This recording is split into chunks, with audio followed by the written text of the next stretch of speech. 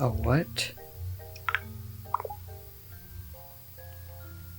What's a Fiji mermaid?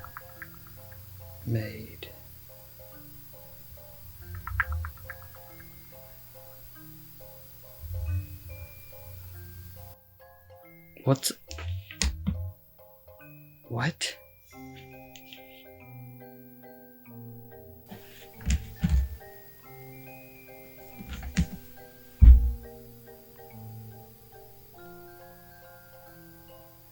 Okay, so I'm not exactly sure what a Fiji mermaid is, so I'll let Kyle explain that.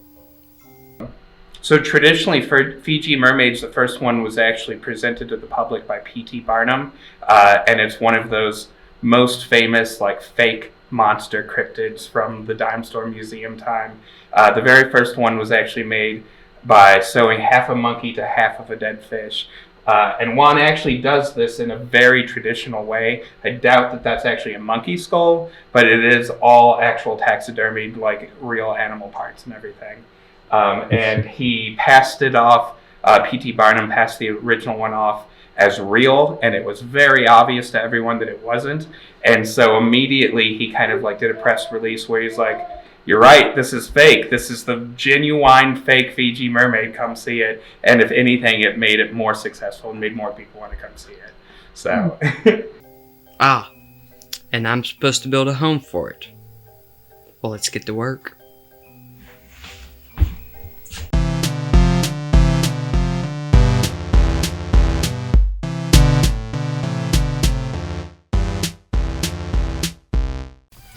So we'll start this build with a little bit of planning. I'm going to pull out my notebook and draw out a rough draft of the cabinet. I know the material I'm going to be using is pine. That'll keep it lightweight and it won't be a pain to carry down steps into the museum. I start by drawing a few lines to understand the shape and dimensions of the cabinet. I know that I need 3 windows to view the item from. And I know that the background needs to be something more than just plain old wood or a black backdrop. I think I might throw some foam in there and give it a custom look. I know that the cabinet has to be 6 foot tall, and I've understood that it has to be 17 inches in width and 14 inches in depth.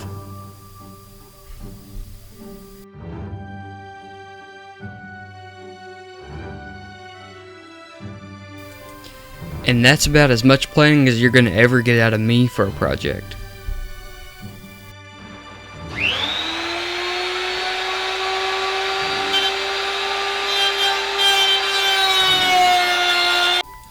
I clamp a 1x6 pine board to my table and use a router with a 1/2 inch routing bit to route out a channel for the acrylic to set in for the window.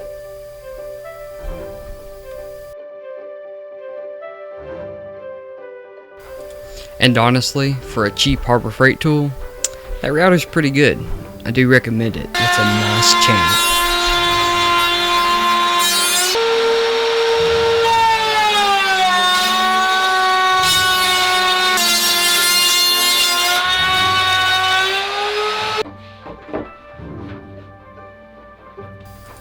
After cleaning up all the mess that router makes, I lay the boards out on my table and I begin to assemble them. I use Titebond wood glue for every edge and seam.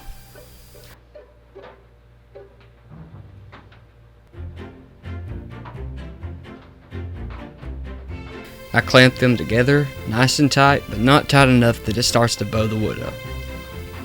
After that, I use this handy dandy electric staple gun and start seaming together the edges. I'm really feeling like a cobbler at this point, even though I'm not working on a shoe or sewing anything. There's no fabric here, but I do feel like I'm sewing wood with staples and metal. Yeah.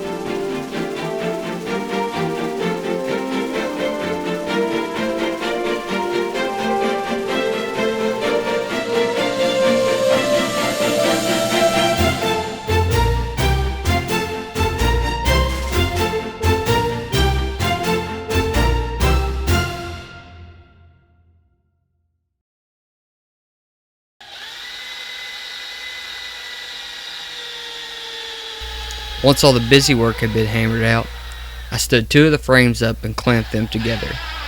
I drilled a pilot hole and used a Forstner bit to inset the screw head to join the 2 halves together.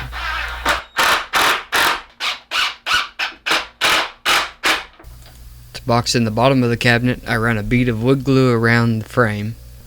Then I laid down a piece of 1/4-inch sureply underlayment. This has a wood grain, but it's not rough like plywood, so it'll look really nice once I stain it. To fasten it down, I pull out the staple gun again and go to town.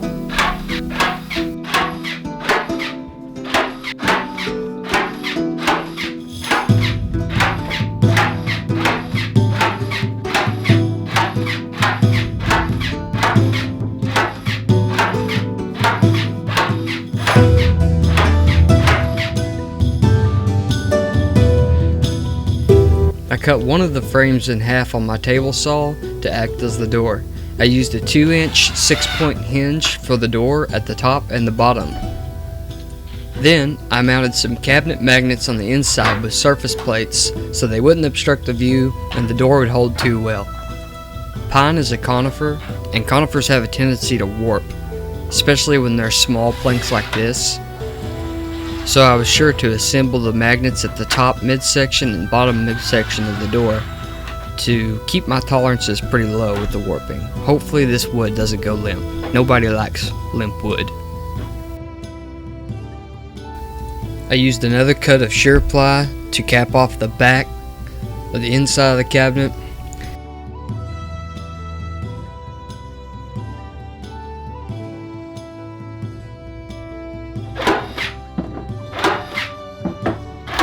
Then I used 2 pieces of 3/4-inch pine boards to cap the top off and give it a head.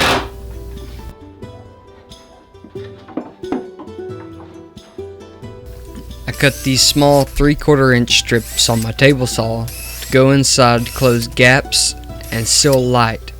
I also used them as a mounting plate for the lights that I'm going to install.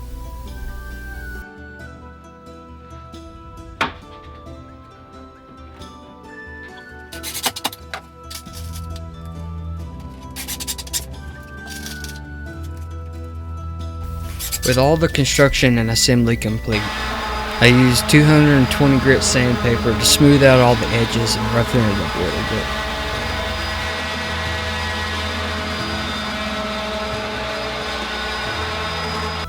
After the sanding was done, I was able to take some sponges and apply a finish. For the finish, I use a dark walnut stain. It's water-based, and it really shows its true colors on these pine boards. I wanted to keep the aesthetic simple, but also wanted to show respect that this was going to house a mermaid, and it really needed to look like a seafaring vessel.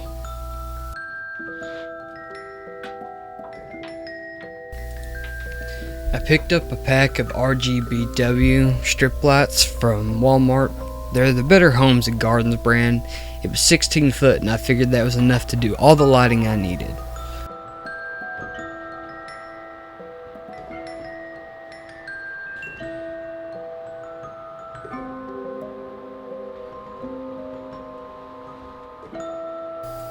I ran a bead of clear silicone through the channels that I had routed out at the very beginning of the build to hold my acrylic in place.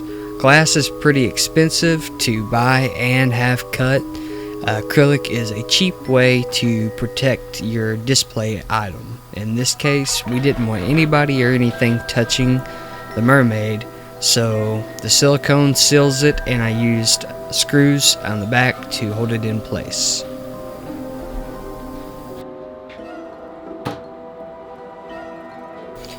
Last but not least, I used a 1-inch thick piece of XPS foam to sculpt my background.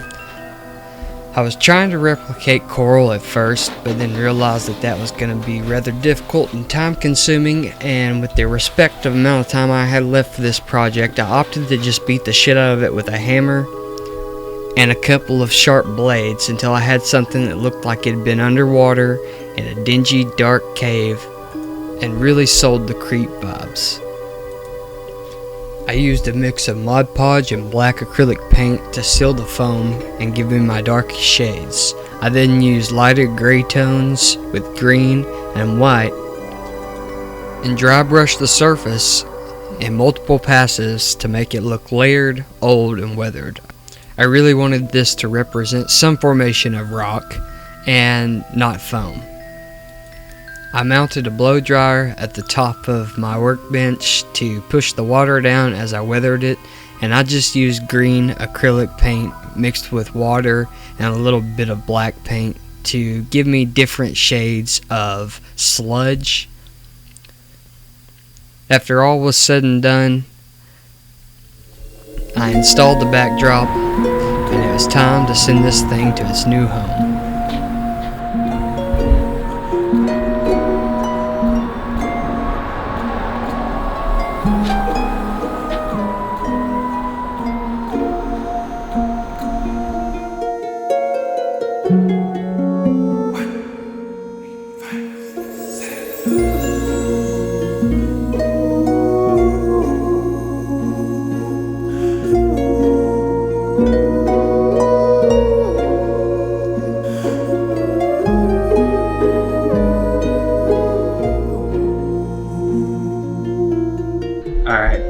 So this Fiji Mermaid is made by a guy named Juan Cabana, and Juan is a pretty famous gaff prop artist that makes all of the Fiji Mermaids for the Ripley's Believe It or Not museums. So every Fiji Mermaid you've ever seen in the Ripley's is made by this guy Juan Cabana, and this is one he did in 2015. It's a 3-foot long one. He usually doesn't make them this big. Unless it's for a custom home collection or something. But yeah, we just got this in a few days ago and asked Mr. Van Hook to make this awesome case for it, and he definitely delivered it. So thank you very much. You're welcome. Thank you, man.